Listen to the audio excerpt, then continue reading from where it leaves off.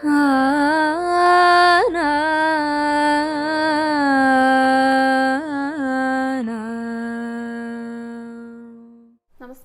Guruvayur devotees ഓൺലൈനിലേക്ക് ഏവർക്കും സ്വാഗതം. സർവം കൃഷ്ണമയം. കൃഷ്ണായ വാസുദേവായ ദേവകീനന്ദനായ ച നന്ദഗോപകുമാരായ ഗോവിന്ദായ നമോ നമഃ. നാരായണീയം എഴുതി തുടങ്ങിയിട്ട് ഇന്നത്തേക്ക് 7ാമത്തെ ദിവസമാണ്. കഴിഞ്ഞ 6 ദിവസങ്ങളിലായിട്ട് 6 ദശകമാണ് നമ്മൾ എഴുതിയിരിക്കുന്നത്. ഇന്ന് എഴുതാൻ പോകുന്നത് 7ാമത്തെ ദശകമാണ് കേട്ടോ.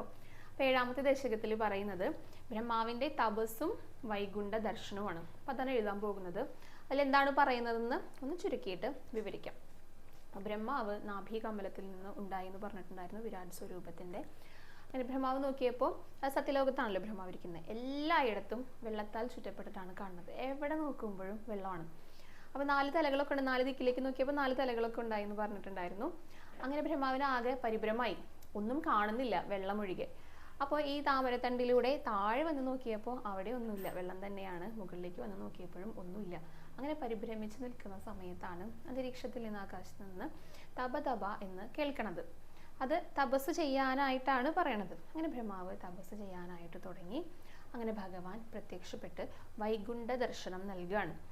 അപ്പോൾ വൈകുണ്ഠത്തിലെ ഭഗവാന്റെ ആ സ്വരൂപമൊക്കെ വർണ്ണിക്കുന്നുണ്ടോ? കഴിഞ്ഞ ദശകത്തിൽ നമ്മൾ കണ്ട അതേ സ്വരൂപമാണ്, ശ്യാമവർണ്ണത്തോട് കൂടിയിട്ട് ആടയാഭരണങ്ങളൊക്കെ അണിഞ്ഞിട്ട് അതേ ഭഗവാൻ തന്നെ, നല്ല ഭംഗിയായിട്ടുള്ള സുന്ദരനായിട്ടുള്ള ഭഗവാനെയാണ് കാണിച്ചു കൊടുക്കുക.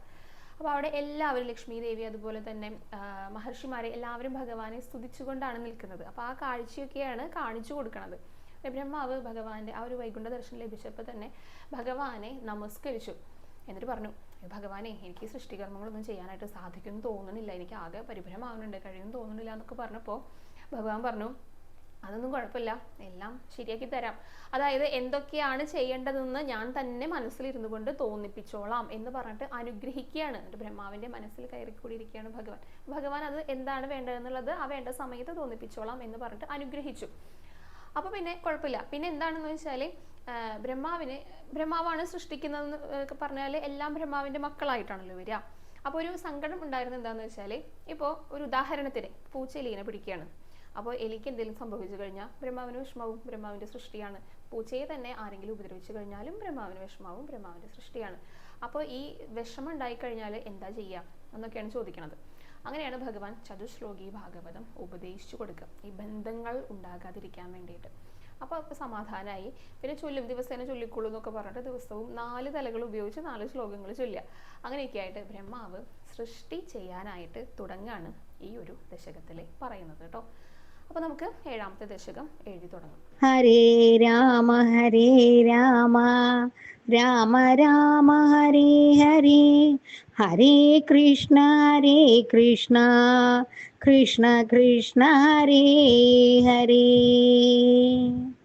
ദശകം 7. ബ്രഹ്മാവിന്റെ തപസ്സും വൈകുണ്ഠ ദർശനവും. ഏവം ദേവ ചതുർദശാത്മക ജഗദ്രൂപേണ ജാത പുനഃ തസ്യോർധ്വം ഖലു സത്യലോകനിലയേ ജാതോസി ദാതാ സ്വയം. യം ശംസന്തി ഹിരണ്യഗർഭമഖില ത്രൈലോക്യജീവാത്മകം യോ ഭൂൽപീതരജോ വികാര വികസാനാനാസി സൃക്ഷാരസാ. സോയം വിശ്വവിസർഗദത്ത ഹൃദയ സംപശ്യമാന സ്വയം ബോധം ഗല്വനവാപ്യ വിശ്വവിഷയം ചിന്താകുലസ്തസ്തിവാൻ. താവൽ ത്വം ജഗദാം പദേ തപതപേത്യേവം ഹി വൈഹായസീം വാണീമേനമശീശ്രവശ്രുതിസുഖാം കുർവം തപ പ്രേരണാം.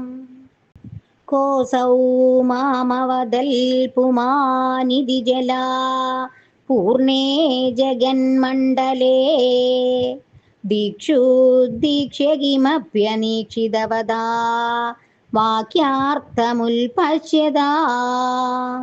ദിവ്യം വർഷസഹസ്രമാത്തതപസാ തേന ത്വമാരാധിതാ തസ്മൈ ദർശിതവാനസി സുനിലയം വൈകുണ്ഠമേകാദ്ഭുതം മായാ യത്ര കഥാഭിനോ വിഗുരുതേ ബാധേ ജഗദ്ഭ്യോ ബഹി ശോകക്രോധവിമോഹസാധ്വസമുഖാ ഭാവാക്തു ദൂരം ഗതാ സാന്ദ്രാനന്ദജരീ ച യത്ര പരമ ജ്യോതിപ്രകാശാത്മകേ തത്തേ ധാമ വിഭാവിധം വിജയതേ വൈകുണ്ഠരൂപം വിഭോ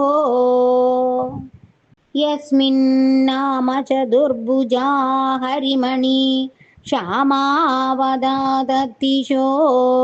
നാനാഭൂഷണരത്നദീപിതദിശോ രാജദ്ധിമാനാലയാ ഭക്തിപ്രാപ്തതഥാവിധോന്നതപദാ ദിവ്യന്തി ദിവ്യാജനാ തത്തേ ധാമ നിരസ്ത സർവശമലം വൈകുണ്ഠരൂപം ജയേൽ നാനാദിവ്യവധൂജനൈരഭിവൃതാ വിദ്യുല്ലതാതുല്യയാ വിശ്വോന്മാദനഹൃദ്യഗാത്രലതയാ വിദ്യോദിതാ ശാന്തരാ ത്വൽപാദാംബുജസൗരഭൈകകുതുകാ ലക്ഷ്മീ സ്വയം ലക്ഷ്യതേ യസ്മിൻ വിസ്മയനീയ ദിവ്യവിഭവം തത്തേ പദം ദേഹി മേ തത്രൈവം പ്രതിദർശിതേ നിജപദേ രത്നാസനാധ്യാസിതം ബാസ്വൽകോടിലസൽകിരീടഘടകാദ്യാകൽപതി പ്രാകൃതി ശ്രീവത്സാങ്കിതമാത്തകൗസ്തുഭമണി ഛായാരുണം കാരണം വിശ്വേഷാം തവ രൂപമൈക്ഷതവിധി തത്തേ വിഭോ പാതു മേ കാളാംബോധകളായ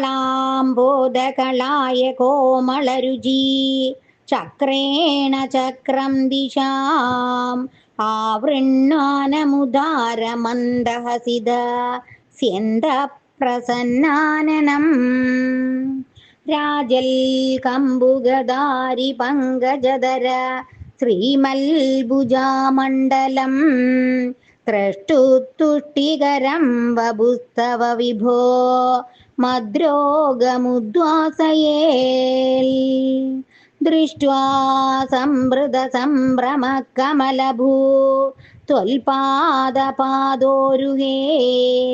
ഹർഷാവേശവശം വധോ നിപതിതാ പ്രീത്യാ കൃതാർത്ഥീ ഭവൻ ജാനാസ്യേവ മനീഷിതം മമ വിഭോ ജ്ഞാനം തദാ പാദയാ ദ്വൈതാദ്വൈതഭവൽ സ്വരൂപപരമിത്യാചഷ്ടതം ത്വാം ഭജേ ആദാമ്രേ ചരണേ വിനമ്രമദദം ഹസ്തേന ഹസ്തേ സ്പൃശൻ ബോധസ്തേവ വിധാന സർഗവിധിഭിർബന്ധോऽപി സംജായതേ ഇത്യാഭാഷ്യഗിരം പ്രദോഷ്യ നിതരാം തച്ചിത്തഗൂഢസ്വയം സൃഷ്ടൗ തം സമുദൈരയഃ സ ഭഗവൻ ഉല്ലാസയോല്ലാഗദാ സർവത്ര ഗോവിന്ദ നാമ സങ്കീർത്തനം ഗോവിന്ദ ഗോവിന്ദ ഹരേ രാമ രാമ രാമ ഹരേ ഹരേ ഹരേ കൃഷ്ണ കൃഷ്ണ കൃഷ്ണ ഹരേ ഹരേ